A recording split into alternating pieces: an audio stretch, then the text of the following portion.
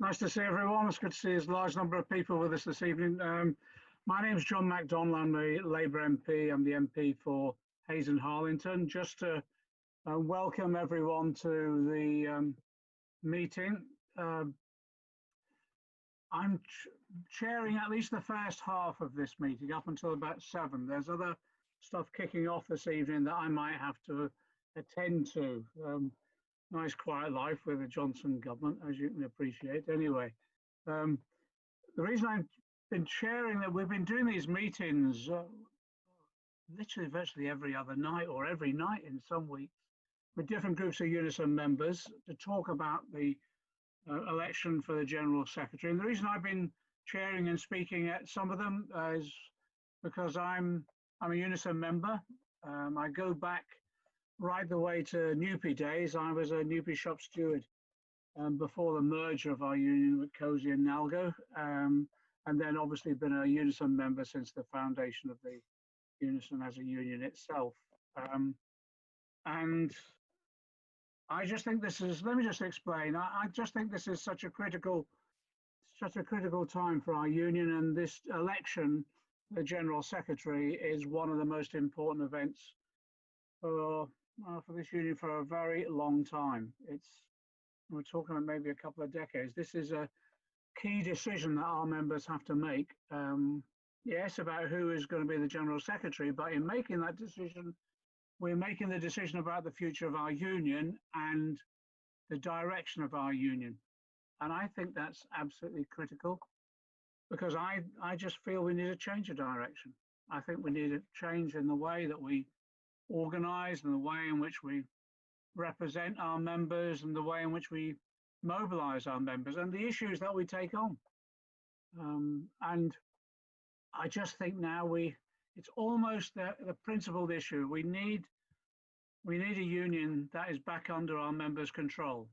The union has prided itself years ago to be one of those members-led unions. It was one of those unions that really the members, the lay members, controlled, directed, participated in extensively, and drove the policies of the union, drove the actions of the union. And in some instances, to be honest, I think we've lost our way in recent years and become bureaucratized. So when Paul Holmes decided he would stand for General Secretaryship, I was really pleased.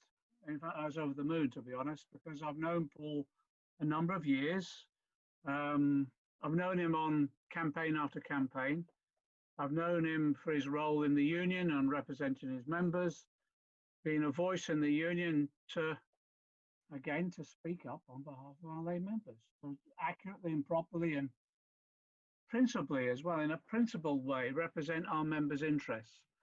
And I know him to be not just a hard worker. Yes, he does work hard. He's an incredibly hard worker. And I don't know where he finds the time or the energy, but actually I also know him to be one of those people that will stand up for our members no matter what. And is courageous in that respect. It's not often we use that word, courageous, but I do with Paul.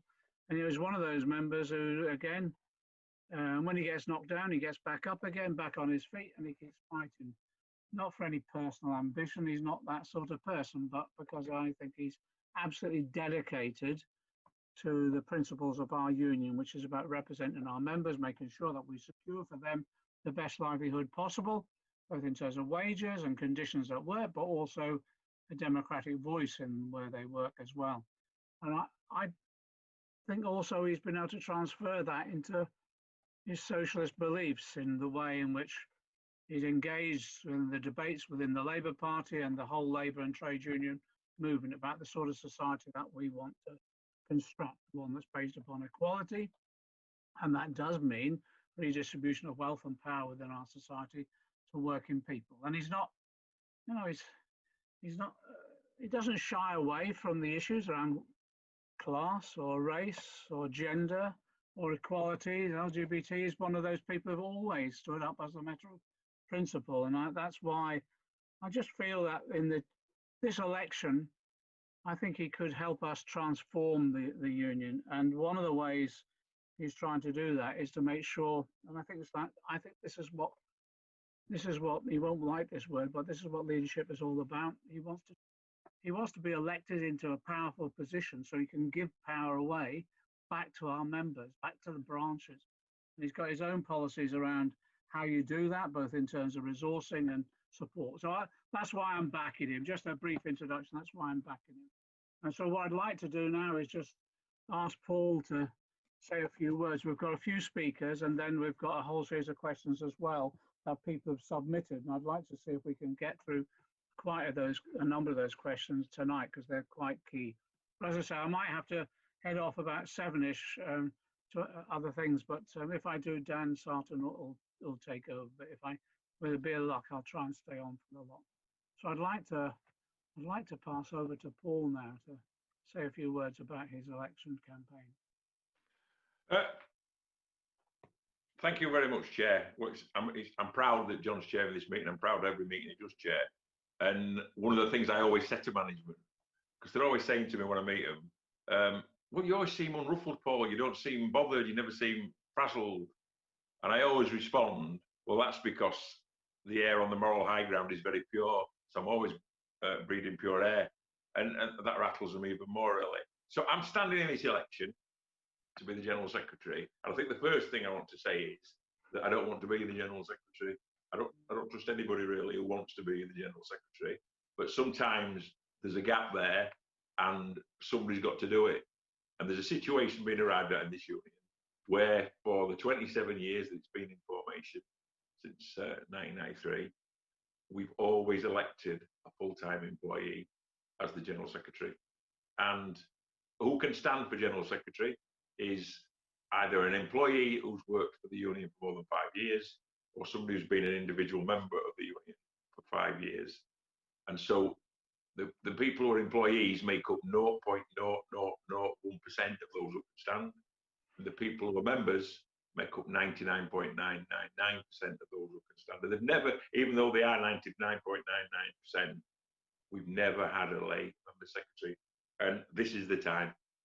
I'm absolutely convinced our slogan as a member-led union with a lay member as the General Secretary in a members' union is the right thing, the right slogan at this moment in time. So who am I? What is my experience? Paul Holmes, UNISON member. Well, I've been a UNISON member for more than 40 years. I've been a UNISON steward for more than 40 years. Been branch secretary of one of the 10 biggest UNISON branches in Britain, Kirklees UNISON, which is based on Huddersfield, Dewsbury and Batley, for more than 30 years. Been on the National Executive Council of the Union, been elected 7 times, been on 13 years.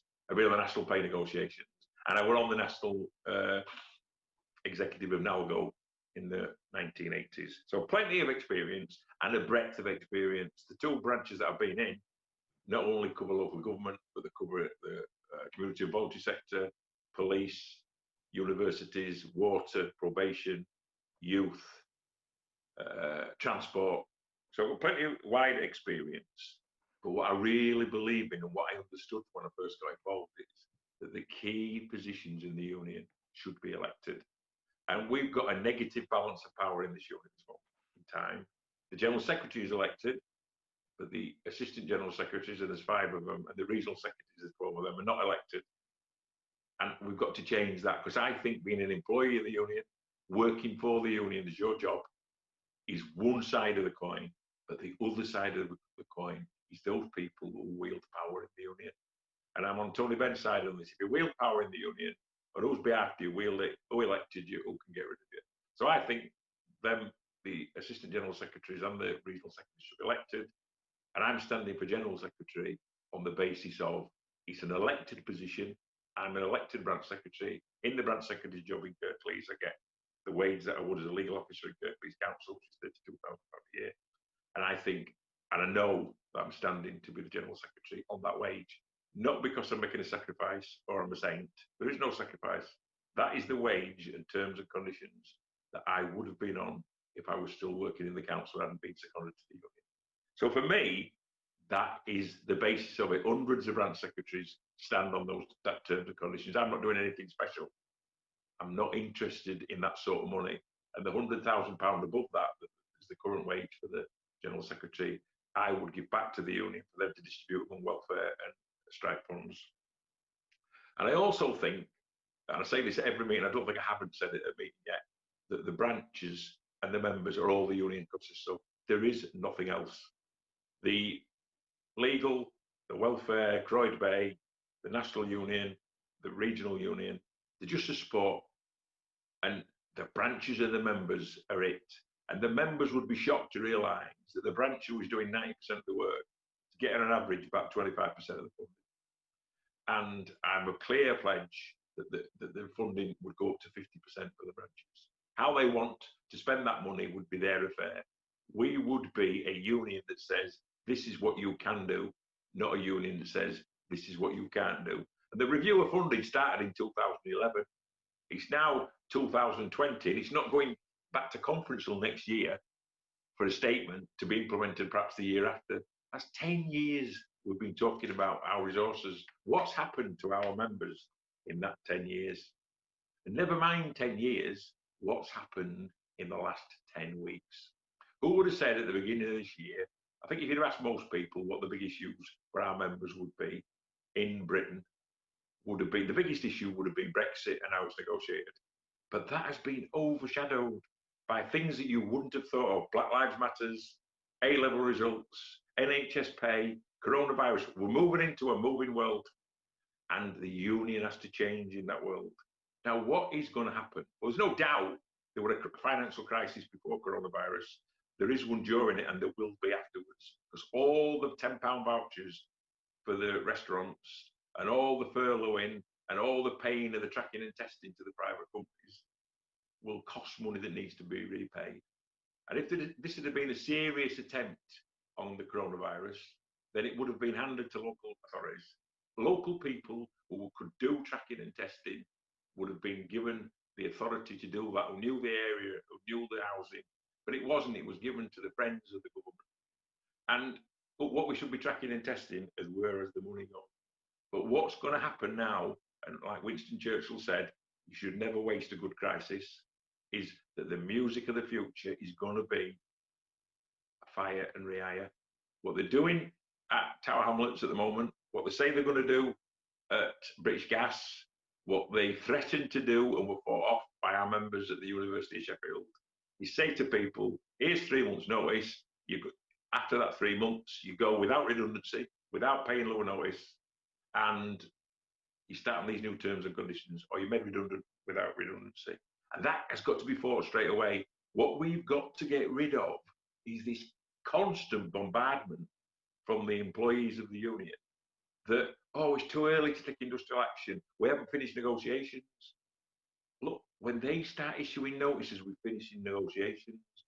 We should be saying really clearly to the employers, look, you've agreed, you've allowed these longer term lead-ins to ballots. It takes longer and longer and longer. So we've got to start them earlier. Any negotiator will tell you when you go into negotiations that the biggest leverage is what are the members going to do. So for me, we ballot earlier and we support the members. We'll make it absolutely clear. In the first 10 fire and rehire disputes, we'll set the tone. If the union sets the tone and wins them, then we win them for the ones that are coming.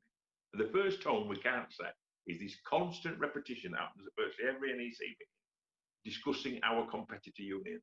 There are no competitor unions. If you're a trade union, you're a brother and sister trade union, and we need to organise with it. If we start talking about competitor unions in the health service, well, there's 15 recognised unions. It's the road to nowhere. And we need to be saying, we're a union that tells you what you can do. I remember this really clearly, Kirklees, in 2009, when our members were chomping at the bit to put in equal pay claims. And the branch, against the region's advice, said, look, you better put them in. You're going to get 6 years back pay. And once they're in, then you get even more then, because the pay from the day you put them in as well. And we were told, oh, we're going to get in trouble. We have to rule you for doing that. 2 years later, 3 years later, we won the claims. The people were getting 10 years money. People were getting 30, 40, 50,000 pounds, largely part-time female employees. And the union was saying, a circular saying, well, Kirklees did this 3 years ago. Why didn't you do it? And that's what we need to change in this union. We need to decide what sort of union we are. Now, UNISON headquarters in these 2 prestigious buildings in London, one they own, and one they rent out, probably worth 100 million between them. If that's going to be our headquarters, I don't think it should be. I think it should be moved. But I've been there when I go there regularly as an NEC member, at least once or twice every 2 or 3 months. And one of my first jobs when I get there is to ring up and say, are there any disputes on? So I've been to picket lines at 10 universities around UNISON headquarters. I've been to picket lines in the Camden branch. I've been at the civil enforcement officers, both strikes there. I've been at picket lines at UCL. The purpose of being an NEC member is to offer solidarity, support and leadership to the members in local government. I'm an NEC member of local government. And the purpose of the General Secretary is to give leadership to the union. You're not the king or the queen of UNISON, but you're a person who tries to instill confidence in the activists, and you instill confidence in the members that we can win. Because confidence and morale are everything at the beginning of a dispute. We've got a situation now where the General Secretary of UNISON hasn't appeared on Question Time for 20 years, despite numerous invites to appear on it. And we've got to be where the members are. We've got to be where the action is. We've got to be on the picket lines. And it's not just the General Secretary, it's the regional secretaries in each region, it's the assistant general secretaries. They're not administrators, the leaders of this union in the areas that they work in. And they should be seen as well as the General Secretary. And we should be a union where people know who we are. And we should also be a union that backs its stewards, that when the employer rings up and says, this steward's doing that or this steward's doing this, we say, we're backing them, we support it. If our steward says there's not enough PPE on that ward, or that building's not safe to repair, then we're backing them. They've got to have that card in the back pocket, which is our General Secretary is backing me. Because that's what they used to do in the NUM. You know, the fallback position for delegates and branch secretaries in the NUM was, well, I don't really agree with this, but Scargill says that's what we've got to do. And that is not a cheap way out. It's a way of protecting stewards from victimisation. And that's what the stewards want to know. Has somebody got my back? Or am I going to end up in court? Am I going to end up disciplined? So we need to transform this union. In Wakefield, where I live, you still see people who haven't worked at the pit for 30 years now, walking around with their NUM badges on, proud of the union they were in and the action that they took. Well, we want people walking around in UNISON badges. We want people to be proud of our union. And when we say we're supporting Black Lives Matter, or when we say we're supporting the health service pay claim, we don't do it mealy-mouthed. We don't send circulars around saying what you can and can't go to. Because the members aren't stupid. The members want to know, what is the union's position? What is the union's plan? So I'll finish now, coming towards the end of what I've got to say about organising in local government and the community and voluntary sector. Increasingly, we're recruiting members in the community and voluntary sector. And increasingly, it's in workplaces where there's no disciplinary procedure, there's no grievance procedure, where members join online. We might not even know we've got members there. We've got 208 employers now in Kirklees branch. We had 2 when I took over 31 years ago.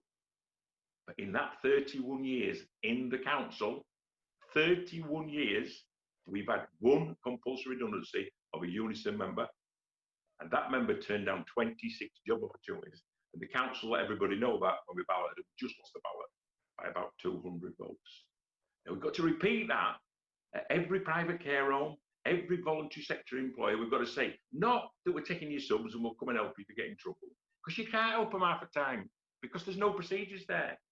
What we want is collective bargaining. What we want is negotiating rights. What we want is a disciplinary and a grievance procedure. We've got to get out from behind the desks and got out from policing the members, get out there and start policing the employers. That's our job, to police the employers and make sure our members get their due rights.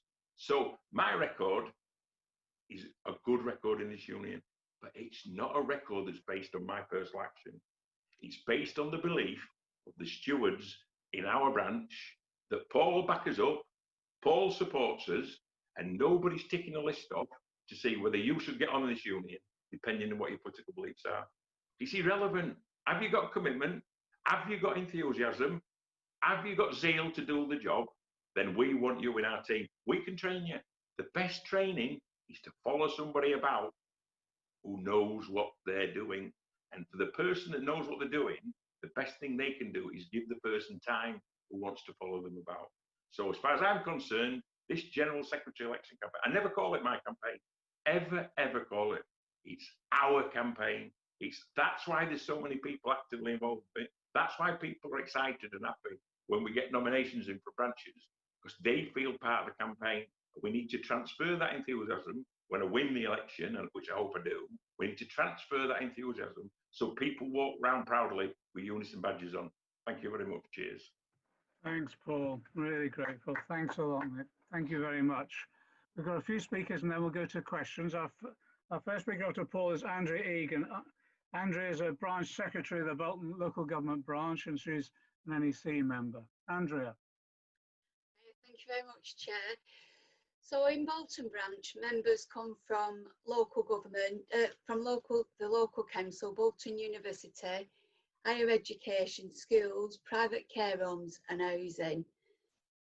Over the last 12 years, members have faced the Tories' political choice of austerity following the financial crash, which wasn't of our making, but our members have experienced a whole decade of pain, threats to jobs, terms and conditions with 0 to 1% increases in pay, and in the private sector, a programme of keeping workers' wages down. Now I'm lucky because I'm in a strong and active branch with lots going on as far as organising, and I'm lucky because I've run the branch alongside Bernie Gallagher until a recent retirement. So I've gained my experience and my knowledge and have a clear understanding of what needs to be done. However, at the moment, there's many new branch secretaries out there due to the casualty of losing long-serving activists due to early, voluntary or natural retirement. And there's lots of branches that aren't organised and they're facing tasks that are really overwhelming, and it must be really difficult for them to kind of work out where do you start. The COVID pandemic has seen us face some really unprecedented challenges. You know, seeing our members suddenly identified as the country's essential key workers, the backbone of the country, which in itself has seen massive challenges for branches, with the need for this essential work being undertaken alongside balancing the safety of the workforce. What's going to happen next can only be described as a tsunami of chaos, as local authorities and their outsourced services and private organisations brace themselves for the millions of pounds of the black hole of lost funding, partly as a result of COVID and the pandemic, another crisis not of our making, but one we'll be expected to pay for with our jobs and our wages and with our terms and conditions. So here we are in one of the country's biggest trade unions of 1.3 members in a general secretary election. Where we need to see a leader and who can stand up to those challenges ahead. And I think Paul Holmes, you know, he stands on a ticket of change, a member wanting newer support to be the general secretary to lead in a member-led union. I've known Paul for over 10 years. Bernie sat with him when she was on the NEC, when she was in the North West women's seat. And then on the year she stood down, I won the female seat for local government, in which Paul holds the male seat. So for the last 10 years, myself and the branch have seen a lot of Paul. He's attended many of our AGMs and he's been a guest speaker on other occasions. And he has never failed to inspire the branch and its members. He bringing messages of solidarity and sharing examples of others' struggles and how they've overcome them.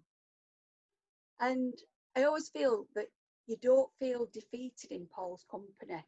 And he always appears to have his finger on the pulse, always has organising ideas to share, and many of which my branch have benefited from over the years. And on a personal level, I feel he's a brilliant mentor, somebody who's earned my absolute deepest respect over the years. I know without doubt that no matter if I needed anything or if I had issues that I didn't quite know where to go, I know that Paul's an hand to support me. And honestly, sometimes I don't know where he gets his strength from, because he's always happy to jump on a train to support you. And then when you hear of the disputes he's faced in his own branch, you'd never left to feel anything but amazed at the organising that goes on in his own branch. And I think that's testament in itself. Elected onto the NEC for the last 13 years and branch secretary of a massive local government branch for over 30 years, you don't get that kind of result by chance. Now, all the other candidates at the moment in the General Secretary election are saying that our union needs to change. And I believe that only Paul, the workers' champion, could deliver that change. And I think it's what we, the rank and file members, need. A union that will put the money or support where it needs to go, to the branches. Support for them branches struggling. You know, Paul, in my experience, he listens, he isn't patronising, and when sought, he'll lend his support. So, you know, we have some really unprecedented challenges ahead. And instead of leaving branches to manage the salami slicing that we've faced of cuts and what we've experienced over the last decade, we need direction, we need support, and it's time for our union to punch above its weight. It's time for UNISON to deliver. And I think Paul brings that vision, he brings the organising, and he'll bring support to our branches and then to our members. So I'll be voting for Paul Holmes. But what his campaign really needs is for you to vote for him and then for you to talk to your comrades and your colleagues. And more importantly, when the time comes, get that vote out. Thank you, Chair. Andrea, thanks for that. It just, I don't know, just summed up more eloquently than others could do it. Just exactly what Paul was about and what we need as a union. I just thought that was terrific, Andrea. Thank you very much. That was really great. And also that it just gives a branch perspective. You know, you've really brought home what it's like being a branch sec and the support the branch sec needs. And that's why we need a general secretary who knows that. That's exactly it. Our next speaker, Andrea mentioned the word champion. Well, our next speaker is Sharon Campion. She's a rep in Children's Services in the Sandwell branch. Sharon. Okay. Thank you. Okay. I mean, the first thing I want to say really is that as a UNISON member and shop steward, I'm really, really excited about this election. I mean, I haven't really felt like this about what's happening in the National Union for a long time. I think the last time was the pension strike, and what I want to try and do really is bring that excitement, you know, to the ordinary members and the people that I work alongside, so that they feel that it's worth their while, you know, taking part in this election, that it's important to them. And I think the fact that Paul is standing as a lay member, as a branch secretary who wants to really shake the union up, I feel really, it gives me as a rep the chance to talk to people about what kind of union we want. You know, a union that is going to fight, as other people have said, the massive challenges that are going to face us as we come out of this COVID crisis. I mean, I've worked in local government now in children's services in Sandwell for 33 years. I've had all different kinds of UNISON positions. I've been part-time release, full-time release, a chair, children's convener, branch sec, and I've been on the service group executive. I've always tried to like recruit people, to get them kind of active in the union, but I have to say, the last few years that has become more and more difficult, because it's as the union, really I feel it kind of been moving further and further away from the ordinary member, not the local branches or the reps, but what I would call the bureaucracy. So even the service group that I'm on, or the national or the NEC, I mean, Paul said it many times in his campaign, most members would not be able to name who the General Secretary is of this union. And that is the kind of real indictment I feel. And Paul wants to kind of reverse that and turn it on its head so people do know who that person is. I mean, having been on the SGE, I mean, the one thing that UNISON is very good at is producing information. It produces so much information. I mean, it's good, you know, it's about austerity, it's about what the Tories are doing. So it's very good. But when you're on the SGE, sometimes you can almost be overwhelmed by it. It's like you're drowning in paper. It's a bit depressing, actually, because it's how terrible everything is. And then there's never really any much talk about what we're going to do about it. So, I mean, I hope Glenn doesn't mind, but one of the things that he did, one of his chair summaries, he did actually put in it that if the SGE never met again, would the ordinary member ever notice that? And I must admit at the time, I thought, well, actually, would they? Would they notice if we never? And again, that's another reason I'm supporting Paul, because he wants to turn that on its head. I mean, I saw on Facebook this morning that one of the things that Paul was suggesting was, for example, live streaming some of these meetings, so the service groups, so the NEC, so people can actually see what's being discussed. So I think that's a kind of excellent idea. I also like what Paul is saying in terms of organising. 2 years ago, Children's Services in Samwell was outsourced to a trust. So even though it's still financed by the council, it is privatisation really by any other name. And when we had a campaign in the local branch to try and stop the transfer, but as Paul's alluded to, you know, in order to get anywhere near a strike ballot, you have to have this meeting, that meeting, fill out this form, that form. So by the time you actually get around to even getting anywhere near it, but you know, to keep the momentum going is very difficult. And you do feel like the fight, you know, gets sapped out of you really. So at the same time that was happening to us in Samwell, I know from being on the SG, it was happening to all these other children's services up and down the country. But UNISON never brought those people together or those fights together. And so really it's just, I mean, the way that Paul talks about organising, I think he would really do that, kind of bring those fights together instead of people having to fight on their own. I mean, it's not rocket science, really. It's quite simple and straightforward when you think about it, but you're made to feel that it is very complicated, that you can't possibly do that. But of course, you know, that's not true at all. I've seen Paul talk about building up members' self-esteem and confidence. And obviously when you know, again, it's quite straightforward. If you know that you're not on your own, that people feel the same as you, or you meet other people, you automatically feel more confident and stronger. And again, as Andrea said, and Paul's already said, you know, we are the biggest union in the country, and we should be using that strength really, and throwing that weight around, if you like. The last thing I want to say, that in spite of all, you know, the anti-trade union laws, the anti-union bias in the press, ordinary working class people still see the trade unions as their collective organisation. And I think that's why so many people during this crisis have joined UNISON, not just UNISON, other unions, because of that reason. And they have expectations actually that their union leaders will do just that, as people have said, to lead, stand up for them and represent them. And I think Paul really, as Andrea said already, he would be that kind of trade union leader that we need, a kind of grassroots leader. And so that's why I'm going to be voting for Paul in this election, and I'm going to be encouraging all my workmates and colleagues to do the same. Thank you. Sharon, thanks ever so much. That was terrific, absolutely terrific. The point you made about, I want to feel enthusiastic about the union again. You know, the way we can bring people together.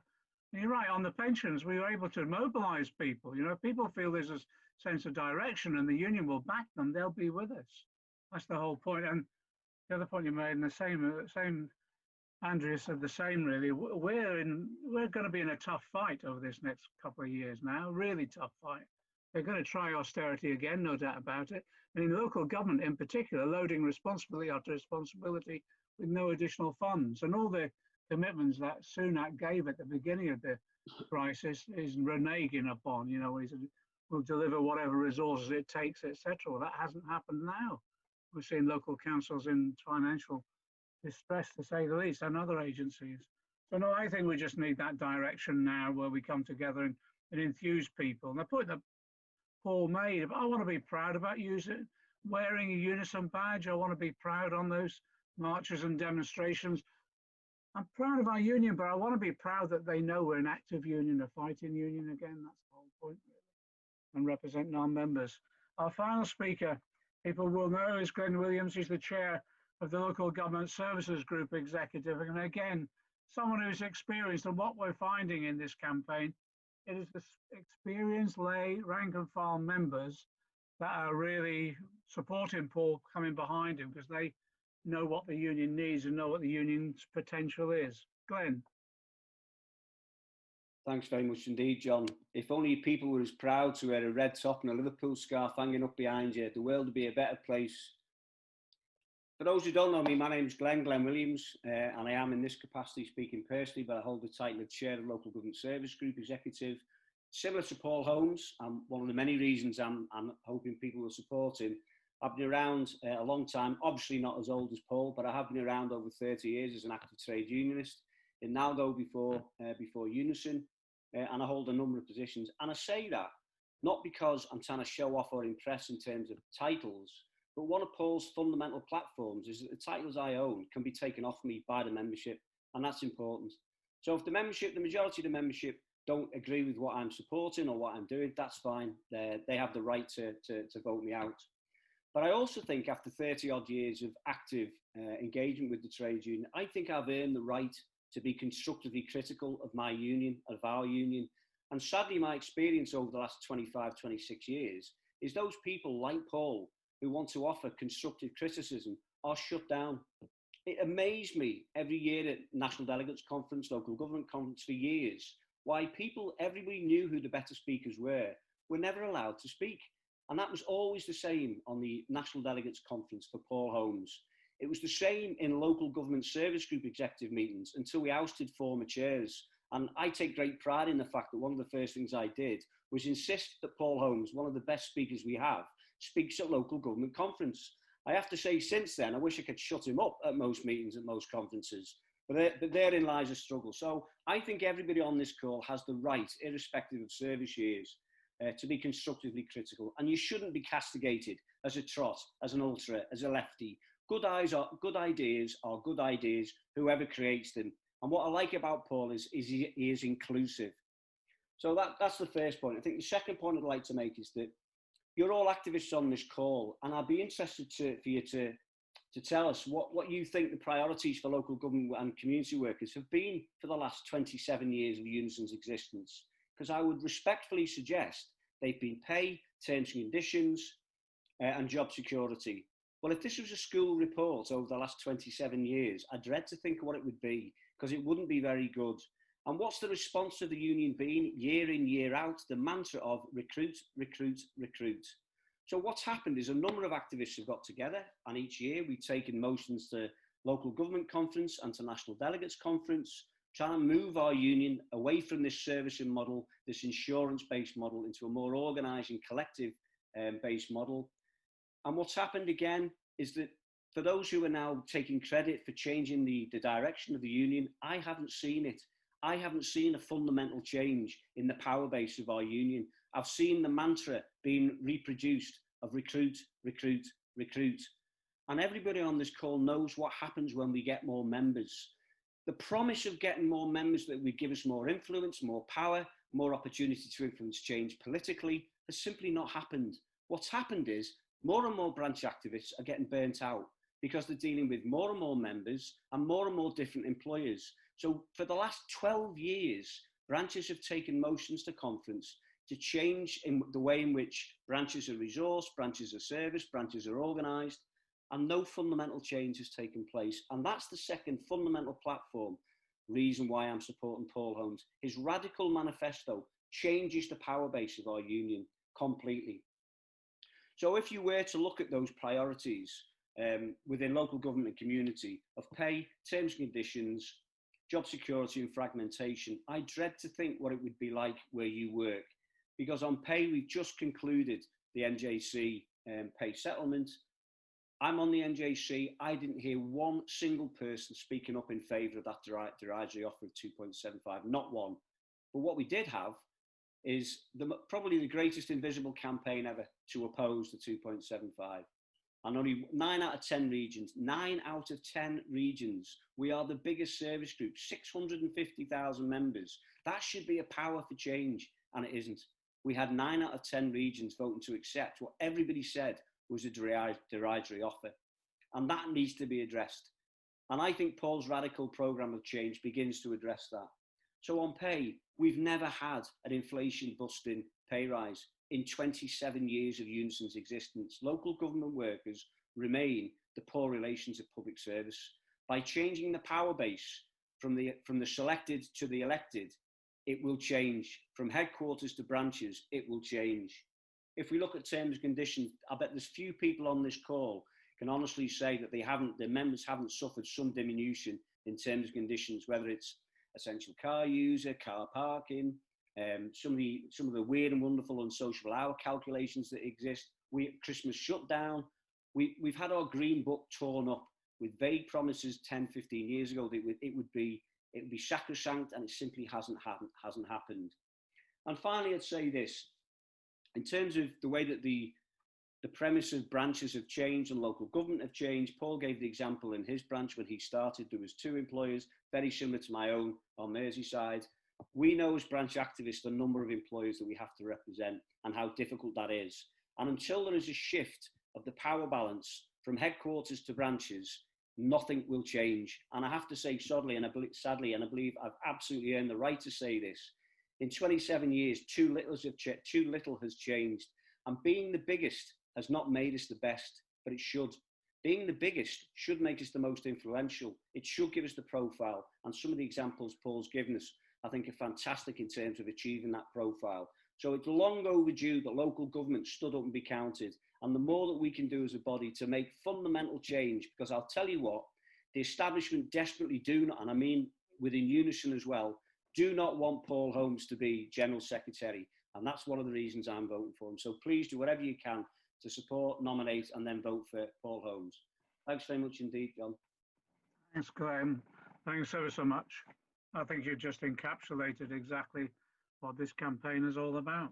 We need change in this union, and we need real change.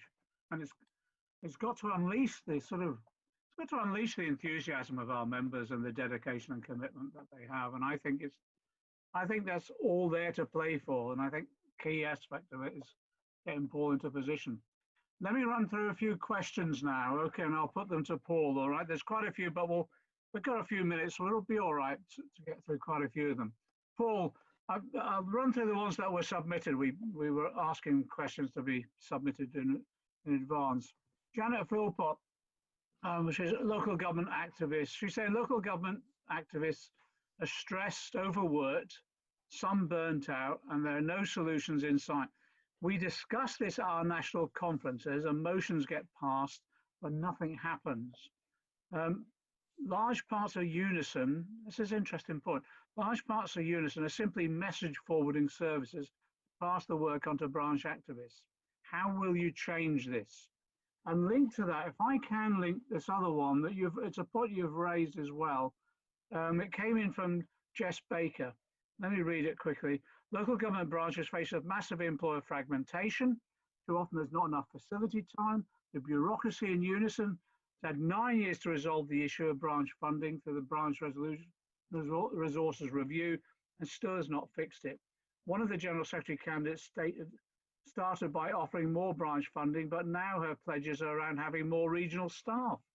My branch would not have confidence in that as any sort of viable solution to the problems we face. How long will you need to resolve the problem of getting the resources to where the work is, and how you're going to do it? Paul, do you want to come in on those two? I'm sorry they're a bit long, but I think they're key issues. Fine, yes, Chair.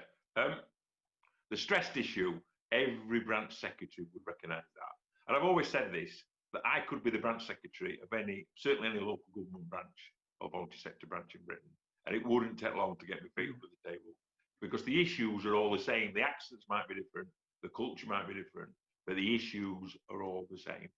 And if we're going to get rid of the stress, if we're going to make in this campaign, I think most activists who've been involved in this campaign will tell you over the last 6 weeks, the majority of branches you ring up, there's an answer phone, if you get an answer phone at all. And that's not because somebody's in the pub or knitting or something like that. It's because they're out representing people. They're just swarmed by casework. And casework is a result of defeats. And I once remember speaking to the NUM activists in the... I've got another 20 minutes on this. In the 70s and 80s.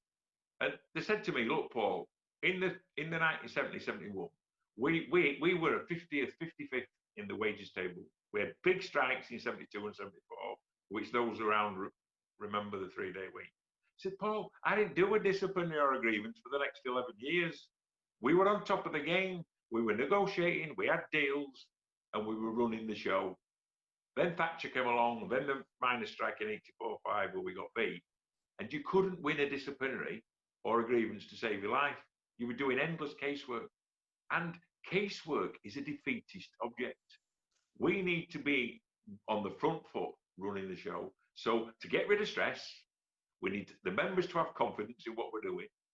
And the stewards and the branches need to know the union supporting them, and they've got the money. They need to know that if they want to produce 2,000 leaflets, or they want to send somebody on a Black Lives Matters campaign demonstration, or we're going to go to some regional health demonstrations, the banners will be there, the region will be there, the national speakers will be there.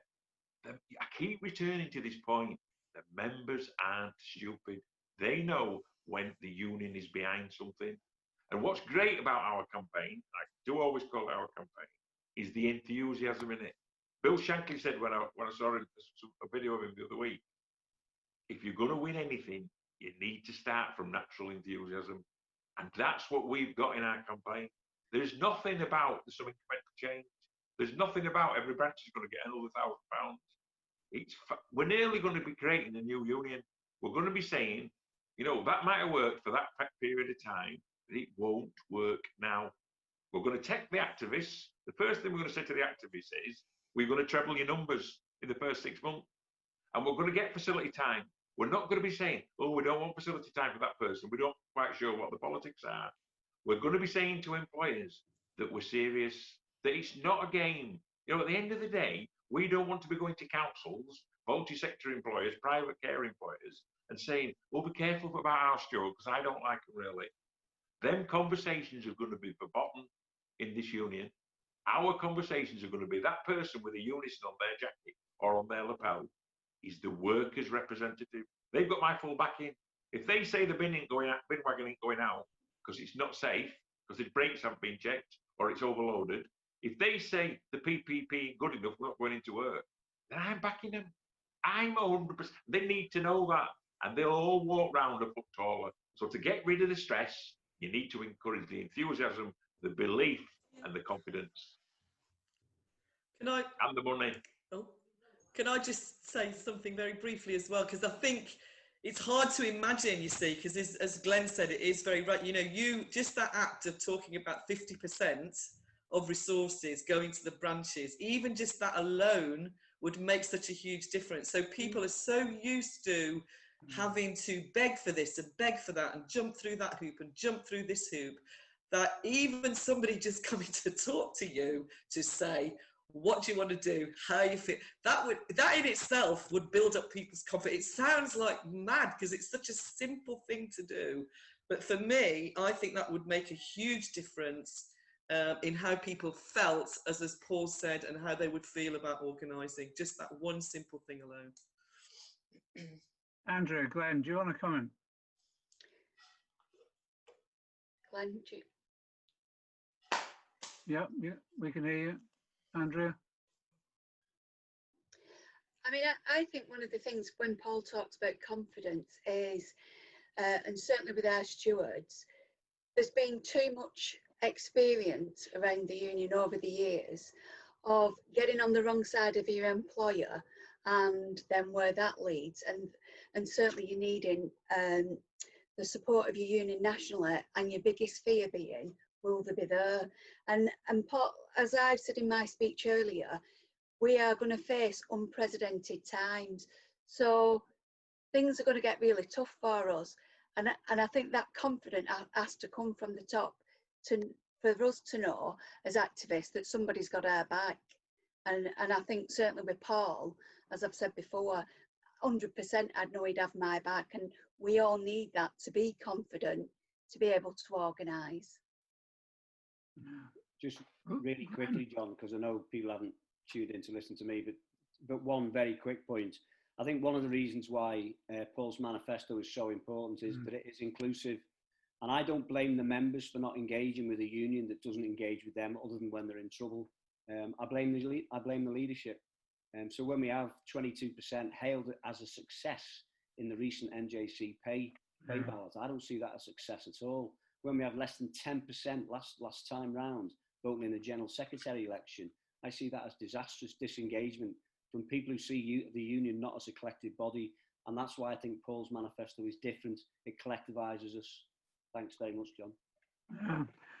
Paul, there's a couple of specific questions I wouldn't mind coming to. There's one from Siobhan Askew. She said, what will you do to help mental health workers, including mental health social workers?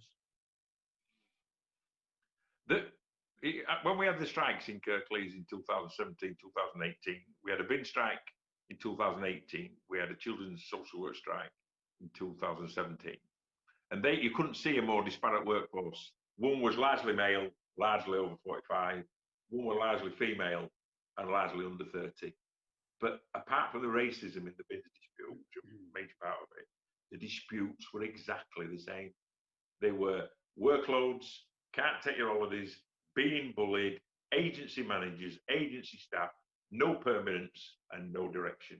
And that's what unsettles people. I'm sat in a room with a dozen social workers, all under 27, with a wide caseload who 10, 15 years ago would have been working with senior practitioners and doing the sort of less stressful cases, getting the feet under the table, getting to know the cases. But they're just being thrown in at the deep end. You can't, if you want to cut the library service by 10%, you can shut 10% of the libraries. Agree with it, but you can. But nobody's going to volunteer to be the 10% who doesn't have the bin emptied. And nobody's going to volunteer to say, oh, we won't do child protection in that neighbourhood. So then people are faced by a reduced budget, an increased workload, increased pressure, and managers disappearing to take up jobs with agencies where they work 9 to 5, they don't do any difficult work, and they know what the crack is. And that's how we made progress in Kirklees in the mental health, children's social work issues, was we got rid of temporary managers, we got rid of agency managers, we brought in permanent workforce on permanent conditions, we allowed people to take their holidays. People can't do something for a prolonged period of time. It's a bit like that, the NHS at this minute in time. People have after 6 months, 7, 8 months, people have come to the end of the tether. You can't work top notch all the time. So that is only solved by confidence in the management, confidence in the procedures, a full staffing level, no temporary work. There's nothing wrong with somebody being temporary or agency. They're not, in and of itself, they're not bad people, but they're not committed to the organisation. They don't see themselves as being there until one time. We need to create a permanent organisation where people are getting training. I can remember issues 35 years ago where people were being threatened with disciplinary action for not doing training. Now the main question you get is, are you prepared to pay for some of the training yourself? Or are you prepared to do it in your own time? And that's how you start solving them issues in them areas. You need to take the pressure and the burden off them, because some politicians are lying. They're saying we can provide a mental health service and a children's social work service with 10% less money, and we can give you the same service, and they can't. It's impossible. You need the resources there, you need the training there, you need the management there. I just think we've got a mental health pandemic coming now, especially in this current period, and there's no real acknowledgement of it about the scale of resources, and that's got to be one of our key union campaigns now, hasn't it, to really get that back on the agenda. There's another specific question, Paul, if I can put this to you. It says, it's from Mike Hogan. How will you address the problems faced by members in FE, further education, who are placed within local government branch? Well, the problem for FE colleges is that they were separated from local government, and that they've been abandoned. And so now, what is in local government, by and large, all local authorities pay the local government pay settlement or pay something better. Some of the southern councils pay better because of the cost of living in them areas. But in the FE colleges, a bit like the HE this year, in the FE colleges, they get an optional pay offer. There is no national pay settlement now for FE. There's just pay it if you can afford it, pay from whatever day you want to do it. And so I remember in Kirklees that we had a ballot, we can remember late 90s now, whether the university branch wanted to stay in our branch or go to a separate branch. And the members voted 200 to 1 to stay in our branch, but they took them out. Now, when we balloted the FE colleges the other year to leave, in Kirklees they didn't want to. Now, in other branches, they might want to. And that's part of the funding going to the branches, because I don't want to lay down a sort of recipe of what branches have to look like. If in a big FE college, they want to be in a separate branch, their own branch office, their own funding, then that's a decision for the members to take in that area. But like in Kirklees, where we've got 250 people in the FE college who are quite happy to be in our branch, who want to be in our branch. We let them largely self-determine what they get up to. That's it. There is no one size fits all. Local government is in complete turmoil. So I say to Michael, I said to him, look, the members in that college are the driving force of where their subscriptions go. If they want to be in a separate branch, they can be in a separate branch. If they want to be in a sub-branch of a local government branch, they can be in a sub-branch. If they want to be in the same branch as a local government branch, they can be. If they want to join up with 3 other FE colleges in different local authorities to be an FE branch, that's fine. It's the democracy that has to happen. What bureaucracy does, it stifles absolutely everything. It stifles initiative. And, you know, if you would ask any branch secretary in UNISON, that what they get in the trouble the most for doing is speaking to other branches. It's like you're speaking to the Soviet Union or China. You're doing some sort of treason by talking to another branch. I have never spoken to a branch secretary in my life without learning something. Never. They've all got good ideas. Nobody's got a monopoly of ideas. And you know, somebody once accused Bob Dylan of borrowing a riff or a chord from an old blues singer, and he says, "I never borrow. Only the good borrow. The great steal. I steal riffs and I steal." And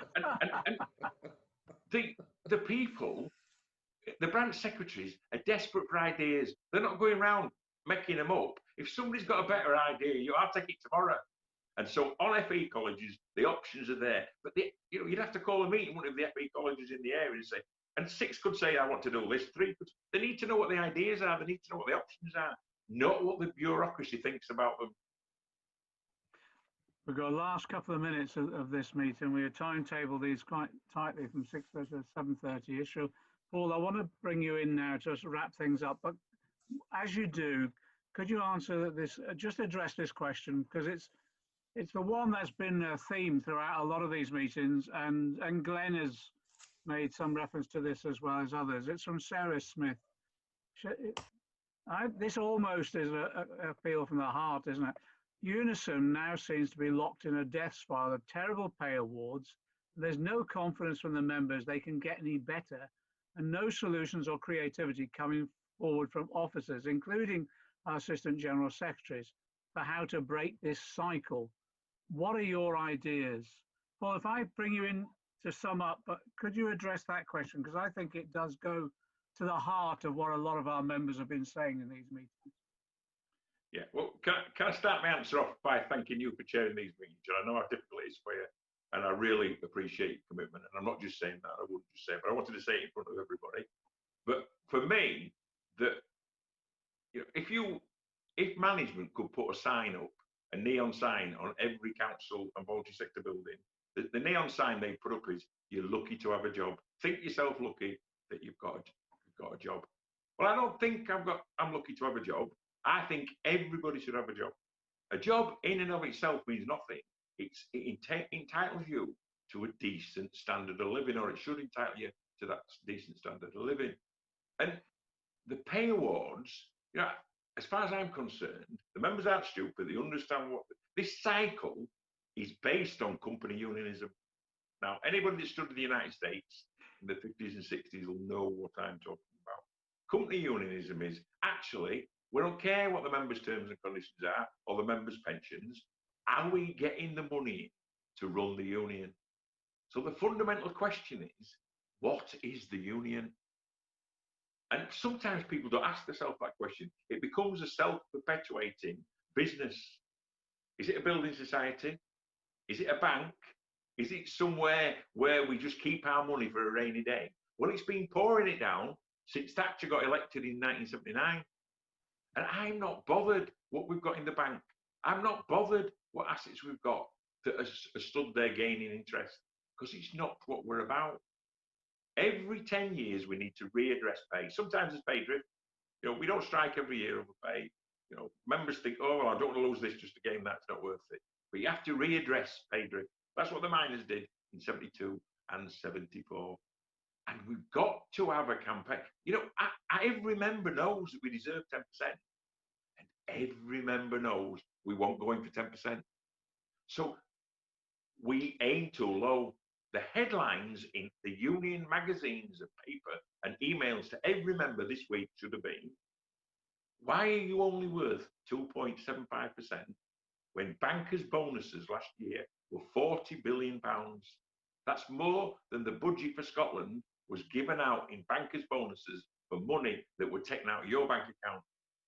That's the sort of thing, because as a strong argument, there's no money there. For those who live where the money is, in the West End of London and in the Caribbean and on the Virgin Islands or wherever the money is, they know how much money there is. They know that there's money to be had all over the place. And we've got to convince our members that the wealth and the money is there. How come? You know, we were talking about in the late 70s going down to a 35 and a 30-hour week and retiring at 50, 45, 40. And nobody thought it were unreasonable. Everybody thought it were a natural route for us to go down. So what's happened? Has there been some giant rust hit the planet and industries just rusted and dropped to dead? Has there been a plague that's meant that, oh, we've got to work twice as many hours? What's happened is, after the 80s, big business decided they wanted a bigger share of the cake.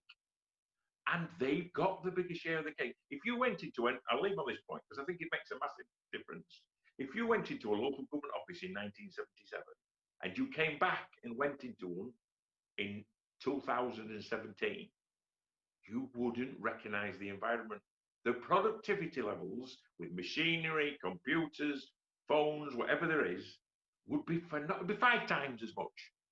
But that 5 times the productivity has gone into the banks of those who own the care homes, those who own the voluntary sector, those who own the private sector. And 51% now, 51% of the money that comes in to finance local government goes straight into the private sector. It doesn't go to a democratically elected body, and thereby hangs the rub. We need to be honest with the members. We need to say to the members, the money is there. You know, the billionaires have got your money. Big Bill Haywood, the trade union leader from the 1920s in America, the miners' leader. Every dollar that somebody has got that they didn't earn, somebody who earned it didn't get it. That, never mind everybody should be lucky to have a job. We want to know where them dollars are. Let's set a man up to look for them dollars. Thanks, Paul. And can I thank everyone who helped organise tonight's meeting, all the meetings we've been having. Can I just say to all those who are here, we need your support now in talking to as many people as possible to secure the support for Paul, the nominations, and then when the ballot comes. Some may have seen there's been a few articles been going up, and whereas some may have thought that Paul, you know, was an outside chance of winning, increasingly now articles are being written about the real potential that there is for Paul becoming UNISON General Secretary. But it all depends. It's the point that the speakers have made, Glenn's point in particular. It's about turnout as well, making sure we get the nominations and then making sure that we get our members turning out. Paul's on the ballot paper, so when that election happens, it will be about mobilizing and motivating our members to come out and vote for him. And I think we're on the edge of quite a significant victory, but it'll be a victory for our members. It'll be a victory for every member of UNISON, and it'll be a victory for those who want a union that is a members' union, a member-led union as well. Thanks very much for attending tonight, and thank you, Paul. And thank you very much, Glenn and Andrew and Sharon. Terrific. All the best. Thank you, Chair. Thank you, Chair.